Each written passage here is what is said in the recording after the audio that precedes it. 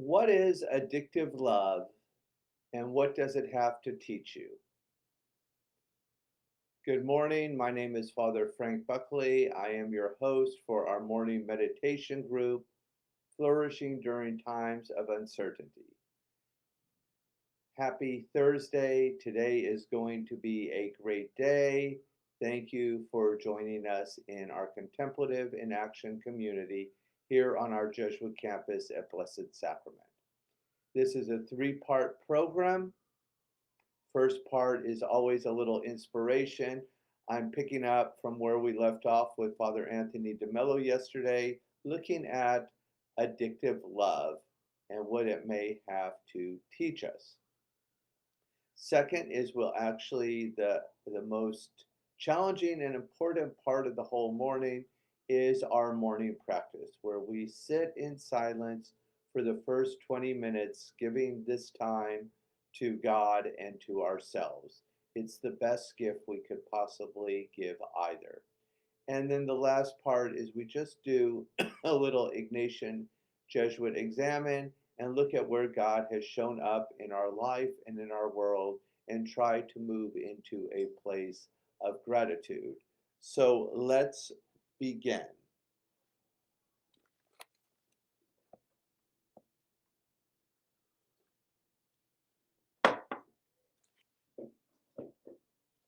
Addictive love.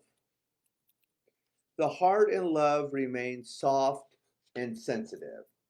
But when you're hell bent on getting this or the other thing, you become ruthless, hard, insensitive. How can you love people when you need people? You can only use them. If I need you to make me happy, I've got to use you. I've got to manipulate you. I've got to find ways and means of winning you. I cannot let you be free. I can only love people when I have emptied my life of people. When I die to the need for people, then I'm right in the heart of the desert. And in the beginning, it feels awful. Let me repeat. In the beginning, it feels awful. It feels lonely. But if you can take it for a while, you'll suddenly discover that it is not lonely at all. It is solitude, it is aloneness, and the desert begins to flower. Then at last and only then you'll know what love is, what God is, and what reality is. But in the beginning, giving up the drug can be tough unless you have a very keen understanding or unless you have suffered enough. It's a great thing to have suffered. Only then can you get sick of it. You can make use of suffering to end suffering. It is a great thing to have suffered. Only then can you get sick of it.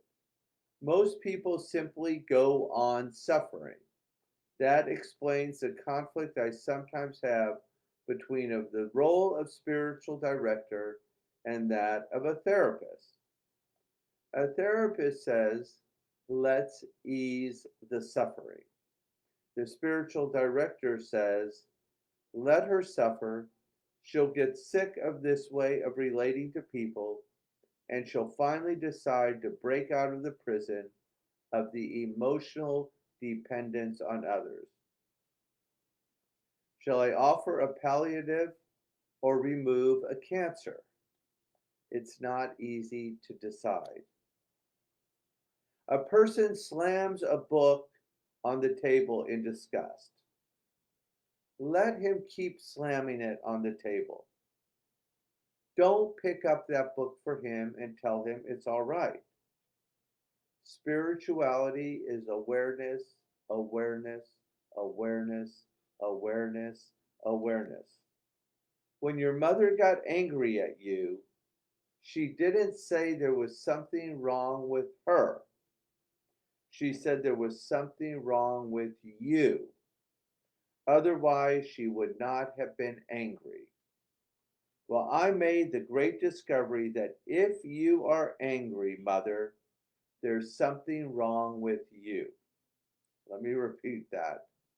Well, I made the great discovery that if you are angry, mother, there is something wrong with you. So you better cope with your own anger. Stay with it. Cope with it. It's not mine. Whether there's something wrong with me or not, I'll examine that independently of your anger. I am not going to be influenced by your anger. Now, the funny thing is that when I can do this without feeling any negativity towards another, I can be quite objective about myself. Only a very aware person can refuse to pick up the guilt and anger, can say, "You're having a tantrum. Too bad. I don't feel the slightest desire to rescue you anymore, and I even refuse to feel guilty. I'm not going to hate myself for anything I've done. That's what guilt is. I'm not going to give myself a bad feeling and whip myself for anything I have done, either right or wrong. I'm ready to analyze it, watch it, and say, well, if I did wrong, it was in unawareness. Nobody, but nobody, does wrong in awareness. That's why theologians tell us very beautifully that Jesus could do no wrong. That makes very good sense to me because the enlightened person can do no wrong. The enlightened person is free. Jesus was free, and because he was free, he could not do any wrong. But if you can do wrong, you are not free. Wow. All right, Father DeMello. What a way to get our Thursday morning started off. And one of the ways we move into this awareness is through a contemplative attitude. And I don't know any way of getting a contemplative attitude without a morning practice. Go ahead and try if you would like. We will gladly refund your misery. Yoko Beck says something very beautiful that I love, that meditation is simple, but not easy. But there's something that's even harder than meditating, and that's refusing to do it. And I agree 100% with her. I will let you in on a little secret this morning. It's a lot easier to do, to become a contemplative in action when you have a community. So I'm delighted to see you all in the room this morning. Let's get ready to experience a little miracle in our lives. I invite you to take your shoes off, unplug from all technology. I have the timer set for 20 minutes, so you don't even have to worry with that. I'm going to lower the lights.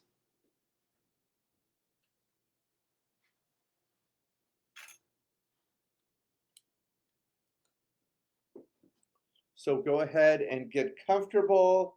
You can either sit in a cross-legged seated position or plant your feet on the floor. I invite you to lower your eyes, turn the gaze inwards, and we'll begin and end with the sound of the bell. Let's do it.